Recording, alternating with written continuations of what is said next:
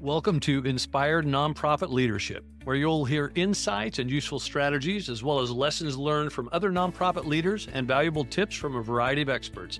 Here to help you with the challenges and opportunities you face day after day is your host and nonprofit leadership expert, Sarah Olivieri. Hello, nonprofit leaders, and welcome to your go-to place for information and inspiration to help you be even more effective. I'm your host, Sarah Olivieri, and you're listening to Inspired Nonprofit Leadership. My guest for this episode is Mike Burns, partner, BWB Solutions, and former guest on this podcast. Mike began his career as an executive director of a community health center, followed by 15 years as an executive director, primary consultant for a nonprofit capacity building organization. During this time, he was also an associate professor of management at Antioch-New England Graduate Schools of Organization and Management and Environmental Studies. And since 2017, Mike has been adjunct faculty in the University of New Haven's Nonprofit Management Certificate Program and professor of marketing strategy. In 1994, Mike joined BWB Solutions. His practice focuses on strategic and revenue-generating planning, nonprofit governance, and helping nonprofits assess their readiness for mergers and partnerships. He regularly posts on his blog, Nonprofit Board Crisis, which you should go check out, where he focuses on nonprofit governance issues. Mike has been a professional foster parent for over 25 years. He also operates an organic farm growing asparagus, one of my favorites, raspberries, garlic, strawberries, and tomatoes. I love getting to know our guests about their personal lives as well. Mike graduated with a bachelor's degree in business administration from Marquette University and completed a master's degree in nonprofit management with a focus on governance at Lesley College. He also holds a graduate certificate in nonprofit marketing management from the University of Hartford. Welcome back, Mike. It's a pleasure to have you. Yes, thank you. It's been a while, too. It has been, but you have been on this show several times with Mary Highland, Inspired Nonprofit Leadership's founder, and I'm really excited to have you back. And today we're going to be talking about nonprofit boards and nonprofit governance. So let's just start out kind of big picture. What do you consider the role or the purpose of a nonprofit board to be? It's leadership. It's the governing body that is responsible for accounting for the wellness of the organization. I like to describe it as the surrogate owner of a nonprofit, and that in that role, it does all the things an owner would do and would be responsible for. It does, the board does put some of that, share some of its responsibility with an exec if it hires one, if it's not in its early stage of development. But mostly it's the surrogate owner representing the needs or the interests of its public and maybe the public in general based on its tax exemption. So tell me, because boards operate in different ways and certainly have a very long history. How have you come to this language of surrogate owner? And what do you think are the benefits of describing it that way? Well, I think mostly people who join boards join out of passion, largely without experience, including the people who become chairs. When Mary and I were part of a group that studied chairs around the nation. And one of the big learnings is that 99%, maybe 95% of people who become chairs have no clue. They've not been trained. You're not born to be a board chair, right? Unless you're a Kennedy.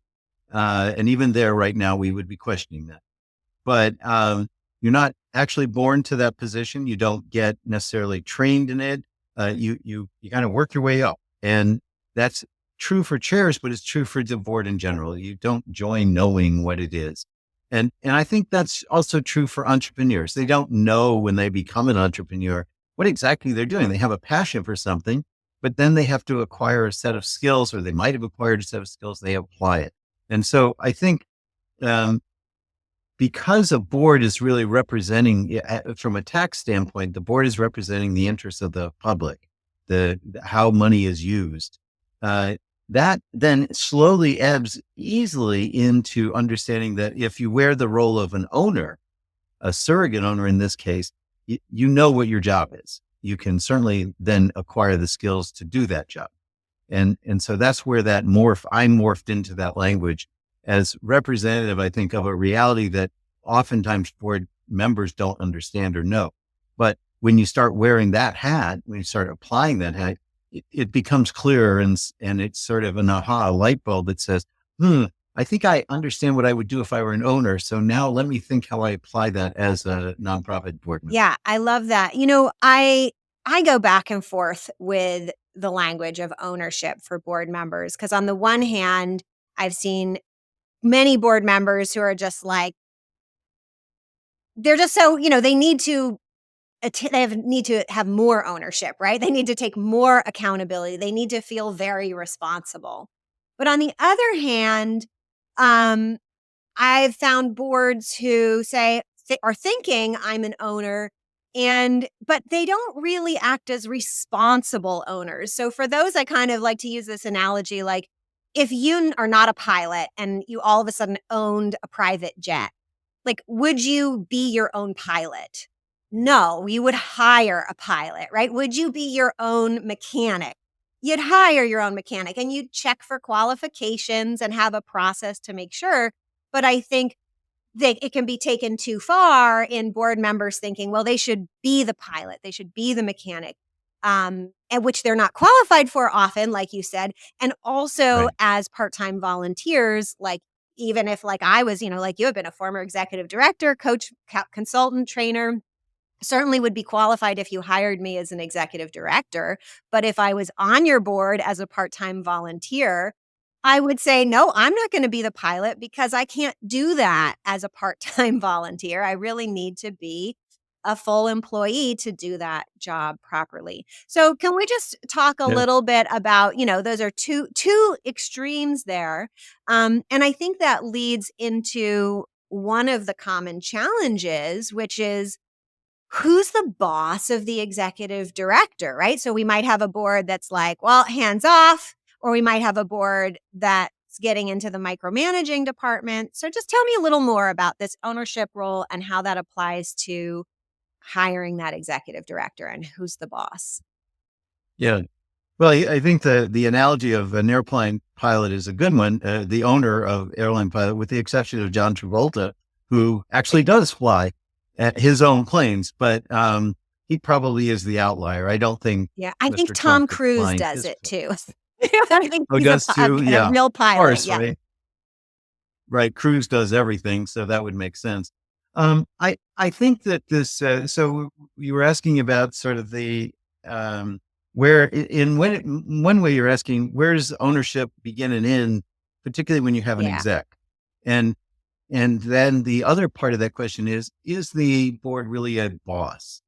I know that the popular language is their partner with Which the is not exec. my preferred I language, don't. so you go ahead and dig into it. It's not my preferred either, because I don't think that's true. I think there's a power distribution that does not actually make them equal partners at best. So I think partner is a bad analogy, but it is the one that's used commonly, the language that's used commonly. And I think the reason for that is because it's this struggle of understanding, well, the authority of a board over the exec, right? I don't think it has to be that way. I think that where and why there is a problem oftentimes is that because the board hasn't really figured out what its authority is in relationship to the exec. I don't think that's hard. I think when you do a job description or a contract, there's your definition. You don't have to worry anymore. You just know, here's what I'm asking you to do as the exec and from the board. These are the things I want you to do. You're doing them on my behalf because I'm the owner. But that's where it gets clearer. I think a good contract makes it clear. I think a lot of boards struggle with having a contract, never mind having a good contract. And again, we go back to how much experience do board members have in contract law or contract arrangements or even making agreements? Not a lot, right? It's like putting people as jurors. They don't know the law. They just know what they hear. And so that I think is the same situation for boards. They don't know these things. And so it's difficult to get to that place. I think the really large nonprofits, they got that worked out, right? They've got lawyers, they've got everybody who works it all out. And I think we don't have a question of where does accountability begin and end? It's really when we ask that question, what's the relationship? The relationship is about accountability. And I think the end accountability is always the board, is always the board. That's the end, right? When we talk about who's responsible for misusing tax money, tax exempt money, that's on the board. And if they allowed an exec to go off and do bad things like arimony at the United Way, or the NRA dude, or the list is big these days about execs that have been bad, and they've been bad though because there was no oversight by the board. That's lack of oversight. Oversight is one of my favorite words to use for boards. And I don't even like to use the word governance because I feel like good governance is the combination of decision-making plus oversight. And I feel like if there is a partnership between the executive or the staff and the board, I like to divide it as the staff basically makes the majority of the decisions with two categories that I'm happy to share, but I'm curious on how you divide it up. And the board does the oversight. Because if you oversee your own decisions, it's not really good accountability, right? Like it's kind of weak. And the IRS is watching, but otherwise there isn't really a board police, right? Nobody's checking in on whether or not boards are generally making quality decisions. And it's certainly not illegal, right? To make terrible decisions. That's the board. Decisions. Right. Imagine how many would be thrown in jail for that. But attorney generals do have like Letitia James, your attorney general, she can step in and say, like she did with the Trump College, right? That was, I don't know if that was hers, but it was an AG that did that. So that's the only other overseer of the boards who are overseeing. I think with the accountability question, boards are strategic, can be strategic, and strategy is what should inform the exec's decisions. So if the board says, here's the direction I want you to go, or the exec comes in and says, here's the direction I think makes sense based on blah, blah, blah, blah, blah, and the board signs off, then I think that's a fair balance of power and relationship and authority. The expectation would be that the exec then having the okay to go pursue this direction based on the board's own understanding of what direction makes sense. That's a fair allocation of responsibility and authority. Yeah. So tell me a little more about nonprofit board members, like involvement, right? So let's kind of because so many boards are either stuck in the weeds or out to pasture. So where is that happy middle? What should board members be describing themselves as having their role and where it begins and where it ends? And if you can, connect that to the mission of the organization, how does that actually play into helping the nonprofit make a bigger impact? Which for me is how I define success at nonprofits is, are we moving the needle on making an impact? Right. I think that's a fine definition. So if the board has gotten through strategy, agree, and I define strategy as long range, big picture, multi-year, and results focused. So those three criteria: long range, big picture, results focused.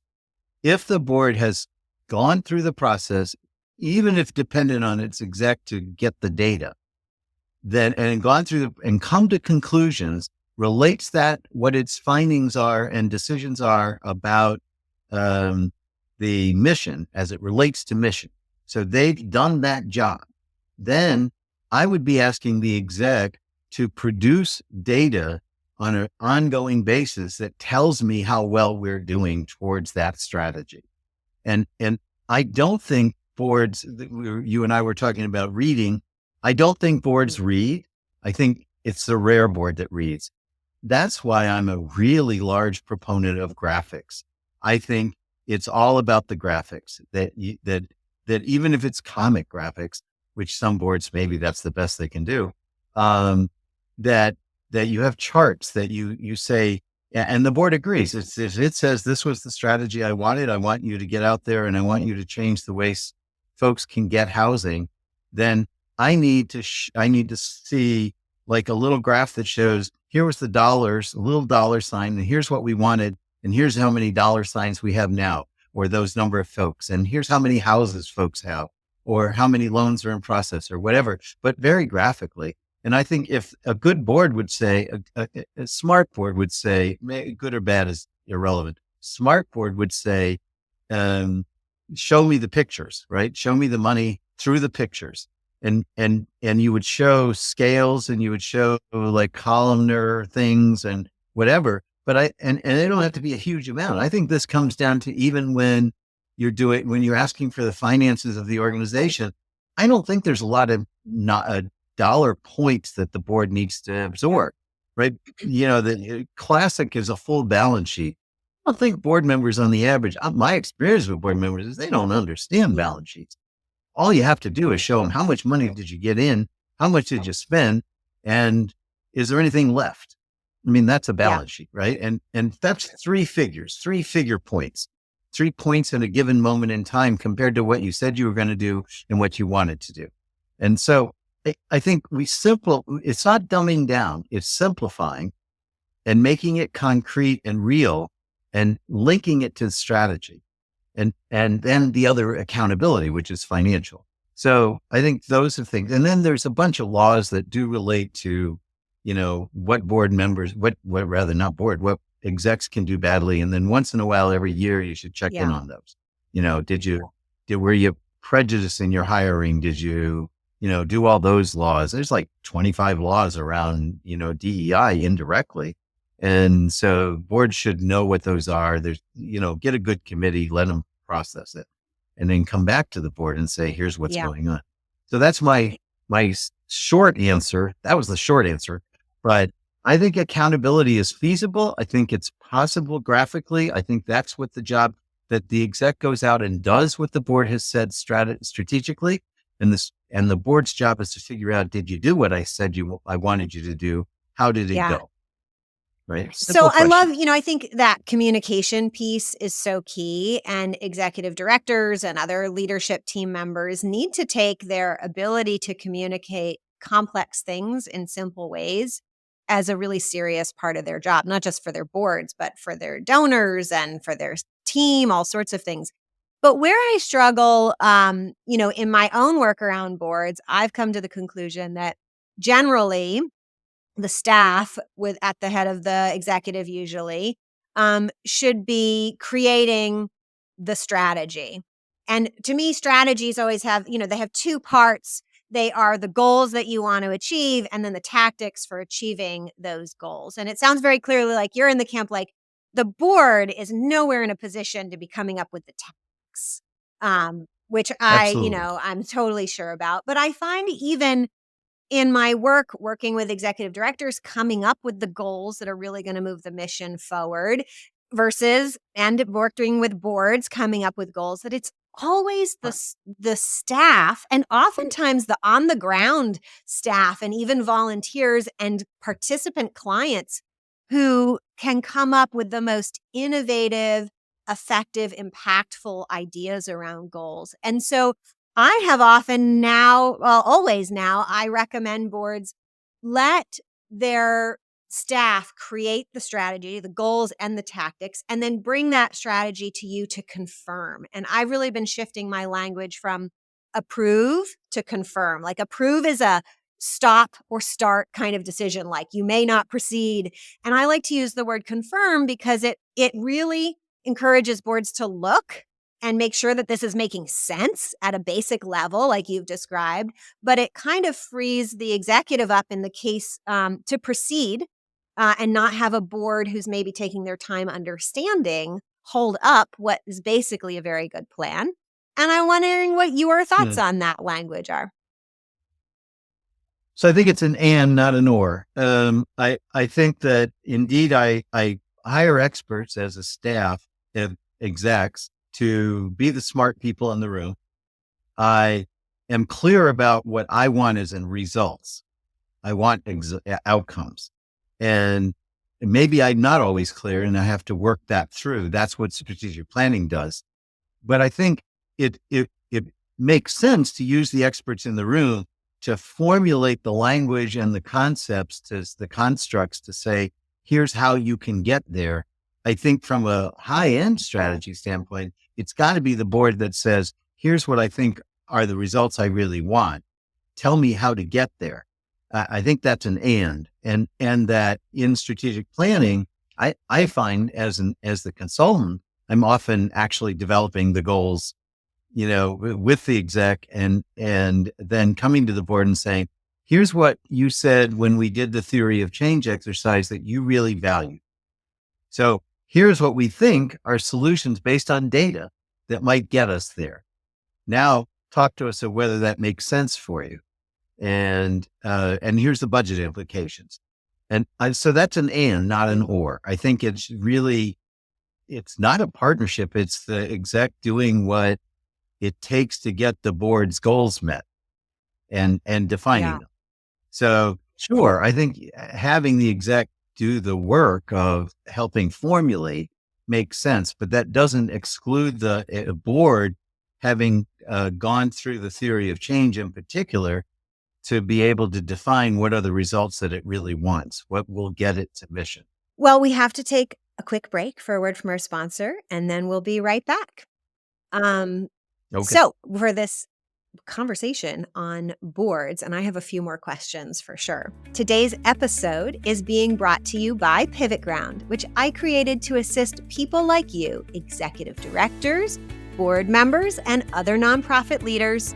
I want to help you unleash your full potential to advance the missions that I know you care about so deeply. I've been an executive director, board member, secret toilet fixer, and now I'm a consultant and coach. I know your challenges firsthand, and I want to bring you information, inspiration, encouragement, and support so that you can have the greatest impact possible. My gift for you today is a newsletter where you can receive weekly tips for nonprofit leaders like you. You can go to pivotground.com/sign up to access the newsletter, and there will also be a link in the show notes. All right, let's get back to our conversation, Mike. Big question. In today's world, do boards really matter? Well, they can break things. So that matters. They hire and fire execs. That matters, particularly around the firing. They can oftentimes, and I've seen it more frequently, go to the public representing the interests of the organization with or without authority from the rest of the board. And that matters. So I think in very practical terms, boards matter a lot. They can break it. The other side of the question is, can they really make the organization? I think if Make says, I really did a good job hiring the exec, sure, they did a really good job doing that. Okay, that's very important. For those folks who are obsessed with board members raising money, sure, that can make a difference on an organization's success. Using board members' connections can indeed have a positive outcome or impact on an organization. Doing the perfunctory, making sure that we're doing everything legal, that is an important role, and they need to do that. Do they do it all the time? Not necessarily. Do they even know what they're supposed to be doing? No, not necessarily. But when they do it, it does have a positive impact. So that's a long circuitous way of saying they can matter.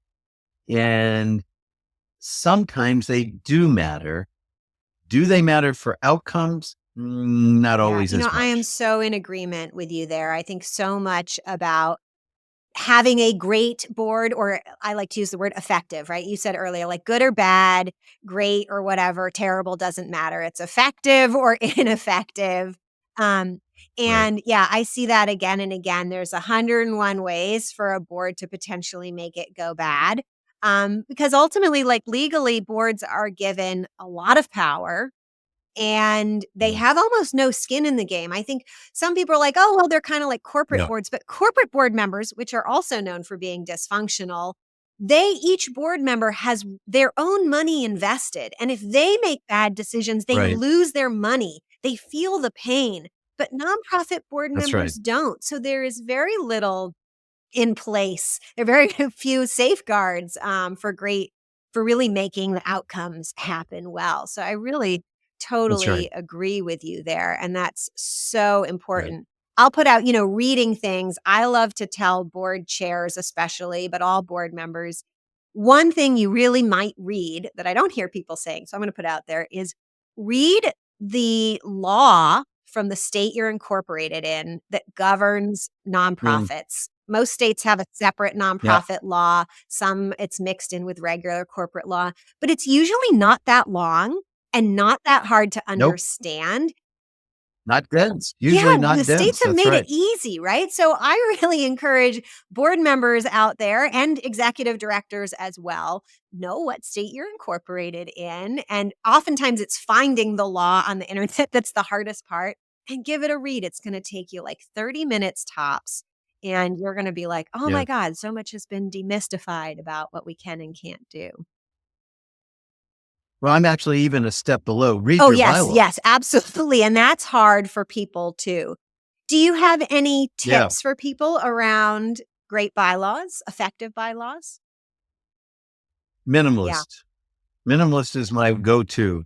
D- Uh, First of all, I'm not a big fan of committees, of standing committees. So I don't actually believe that it's necessary to have any more than two committees, the governance committee and the finance committee. And I even on the finance, I like to think of it more, or rather call it a sustainability committee. That puts the onus on both where the money comes from and where it goes. And and that's fine. That's they monitor, they can plan. And I think the governance committee takes care of the needs of the board, if it do it. And so I think those are the standing committees. And I would leave the option for making committees or task forces in the bylaws, and that's it. And I think everything else should be minimalist. Because A, most folks don't read them, and B, when it's time to read them, sometimes they steer you Yes. wrong. So I have seen a lot yeah, of bylaws. that's my I best. love reading bylaws. I tell people that you I do do too, too. right? The So, bad thing. I have Yeah. seen nonprofits get into very difficult situations, and their bylaws either had bad steps, ineffective steps, or were missing critical things. So I keep a bylaws template, which I'll put in the show notes, a link to how to get that template. But over the years, I have been refining it as I see boards and executive directors get into sticky situations that their bylaws didn't help with. Like, what Yeah. happens when board members are allowed to quit and you go below your minimum number? That's one that Hmm. I've seen, right? And Yes. then how do you get Yes. out of that? And who even can modify Panic. and who can vote? It can be very Right. confusing. I'm wondering, do you have a Right. That's a panic panic mode, right? mode though. They all go, "Oh my gosh, what do we do?" And it's like, well, Shane, suspend the bylaws for all I care, but do something, right? That's the thing, is Yeah. do something. Yeah, I just yeah, bylaws are really a problem for a lot of people, and it's amazing. And Robert's Rules of Order is a problem for a lot Yes. of people. And most people are using some version of Robert's Rules that they made up, and maybe they're using the real version. But I encourage folks to think about Roberta's rules or some of the other versions of bylaw, or make your own damn rules. As far as I'm concerned, there's nobody that says you have to. I mean, obviously the Congress doesn't do well with its own rules of order. So why should That's anybody right. else Yeah. be I love expected that you to? said that about Yeah. making your own rules. And I think, when I tell people to read the law around how they're incorporated, nonprofits are incorporated in whatever state you're in, the big lesson, the big takeaway that I hope people will get from that is there are very few rules about how Yeah. you have to do things. There's often a Right. rule about, how many minimum board members there needs to be. And there's often something about, if you were to sell all of your assets or the majority of your assets, how you can vote. But, Right. nonprofits, they're not required to have a mission.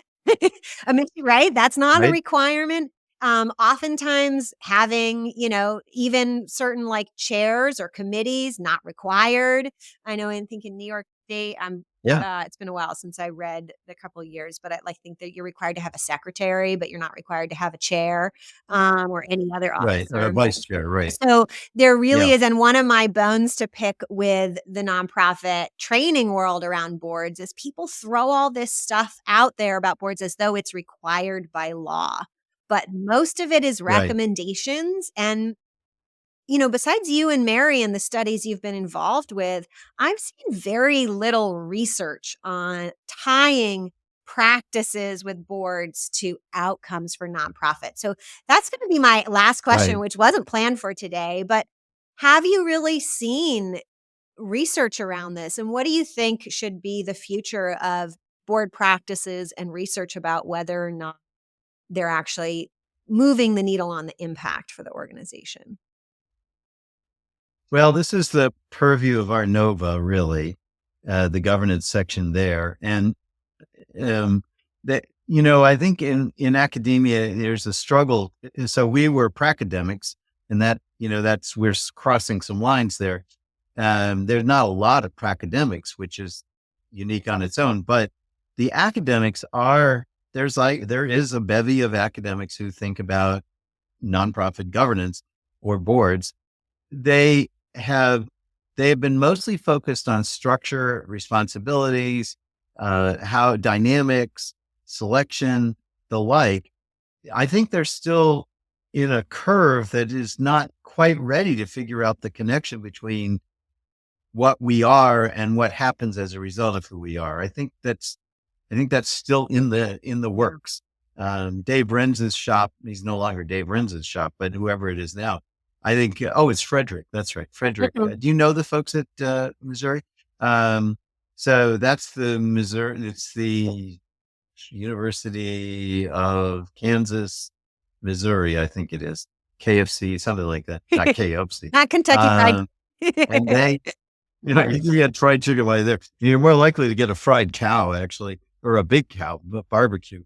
And they've been hosting a lot of the academics who go around and think about this stuff. But no, I think the literature is still very short of that. I think, what's worrisome, two things are worrisome though. Board Source has staked in the ground saying, here's how you do, very Mhm. prescriptive. And I think that's an error. I think it's always been an error to be so prescriptive. Now, ironically, well, and you have Carver who hangs out and does his own thing. Although, to be honest, at the end of the day, I find that Carver's approach is really very similar to the board source prescription under the hood. I mean, it's like, we're so Don't tell different, them but I'm that, like, but this sounds like pretty much almost exactly the same to me. Here we go, poking at board source and Carver. This is going to be a great, great episode. wouldn't that be great? Yeah, we should. Now that would be research worthy. But essentially those two. But now there's this other group called Yes, I know Nano. Nano. And I like some of their stuff. You But do? I don't like Yeah. their marketing of Except it. I don't like how they present it, and I don't think they're bringing it into the world, but I think they've made some good points. So tell me your poke right. away. All things are fair No, game. the the only thing I have liked is they have proposed that we should maybe think about paying board members and getting better outcomes as Yes. a result. And I think there may be something to that. My last Nonprofit Pro magazine article actually spoke to that very issue. And I think if we're talking about incentivizing board, just as you said, there's no skin in the game.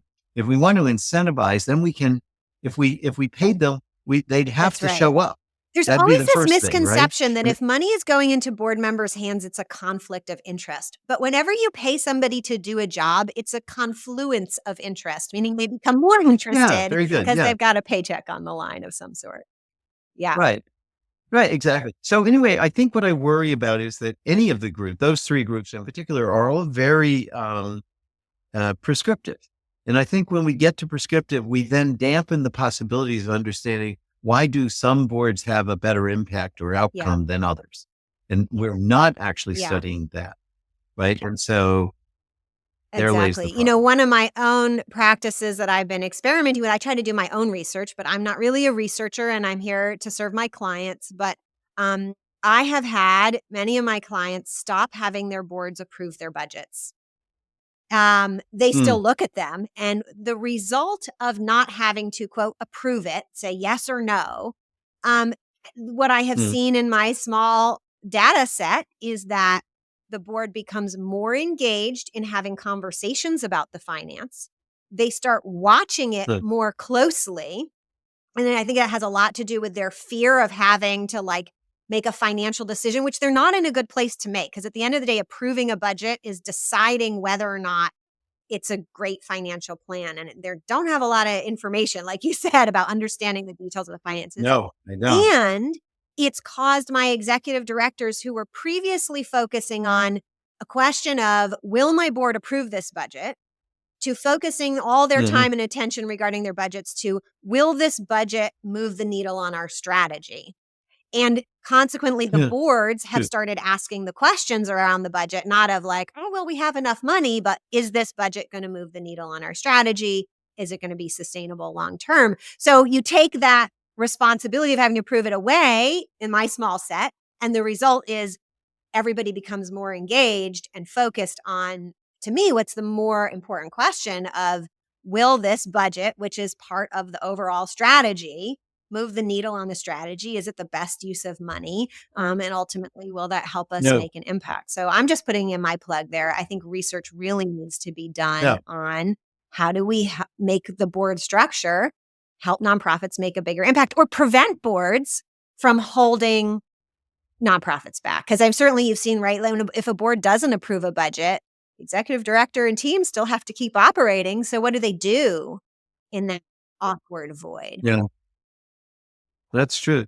That's true. Well, I think there's also important to note that, we sometimes refer to boards as synonymously the nonprofit, That's but right. they're not, right? It's an institution. The boards have one role. The exec has another role. The institution is what they're both about.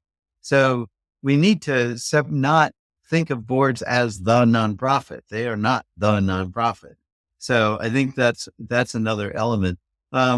I think that's a good strategy on the budgets. There still will come, though, the need to oversee that it got yes, and they spent do. correctly. And that's where the process of Right. confirmation, they confirm that they looked at it and that it made sense and that they were following up. And then they start, and actually they end up, what I find is they stop focusing so much on that annual approval process and start focusing on a monthly or bi-monthly oversight job.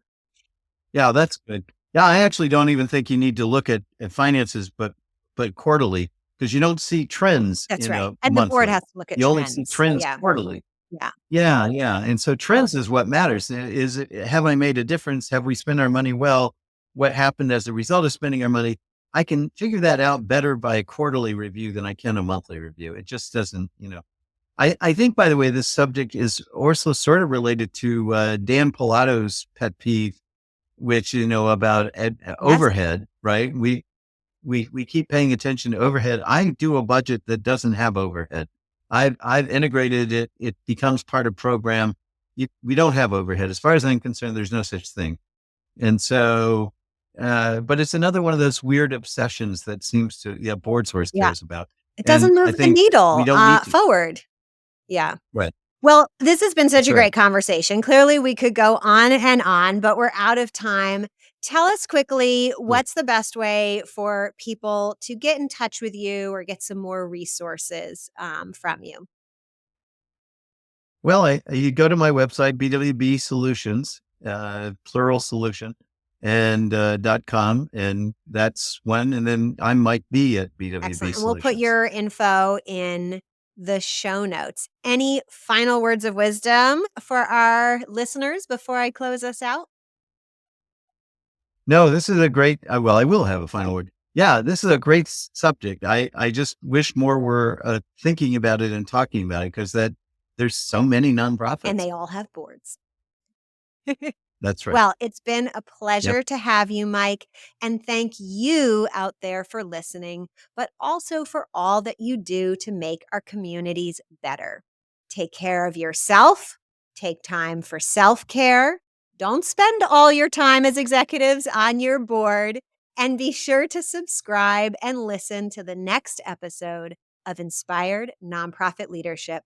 Until then, all the best. You've been listening to Inspired Nonprofit Leadership. Thanks so much for tuning in. Be sure to subscribe so you don't miss a single episode or the bonus episodes. And while you're at it, please leave a rating and review and be sure to share with your friends and colleagues. Tune in every week for more useful insights and wisdom on nonprofit leadership. Thanks so much for all you do for the communities you serve. Until next time, all the best.